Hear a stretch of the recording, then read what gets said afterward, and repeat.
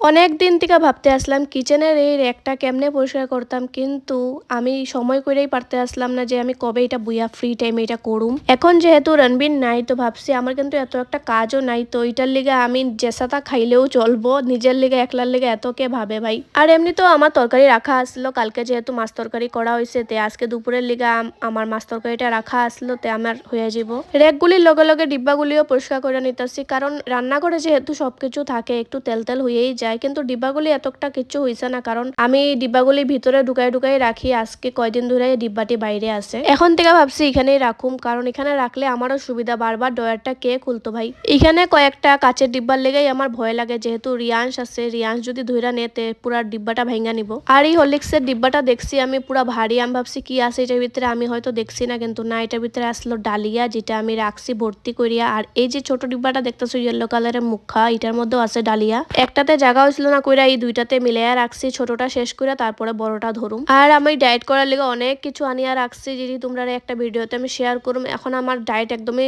লো চলতেছে, আমি করতেছি না কইলেই চলে। আমি কার্ভ নিতেছি ভালো মতো, কারণ অসুস্থ থেকে উঠছি, তোমরাও জানো সবে। কিন্তু দুর্গাপূজার আগে আমি একটা টার্গেট সেট করে রাখছিলাম, যেটা আমি করুম। আমি 3 মাসে 6 কেজি কম করুম ভাবছিলাম, তো এখন দেখি হইতে পারলে 4 কেজি আমি কম করুম, কিন্তু একটা ওয়েট লস করতেই লাগবো আমার। ডিব্বাগুলি মুছার পরে একটা মুছতে গিয়া দেখি এটার মধ্যে যে হারে তেল লাগছে, এটা কিন্তু এমনি মুছলে আমার কোনো কিছুতে স্যাটিসফ্যাকশন মিলতো না। তো এটা লিগা ডাইরেক্ট নিয়ে গেছি, এটার বাথরুমে নিয়ে সুন্দর মতো ধুইয়া বাই করছি। আর ভাবলাম বাইরে দিয়া দিই, যেই দরজাটা খুলছি আমার ছেলের কানটা কিন্তু অনেক পাতলা, তো হেও বাইরে গেছে আমার লগে। আজকে রোদ আছে যখন, তো বাইরেই আমি দিয়া দিই, রোদের মধ্যে তাড়াতাড়ি শুকাই যাবো, আর আমার কাছে টাইমটা কম।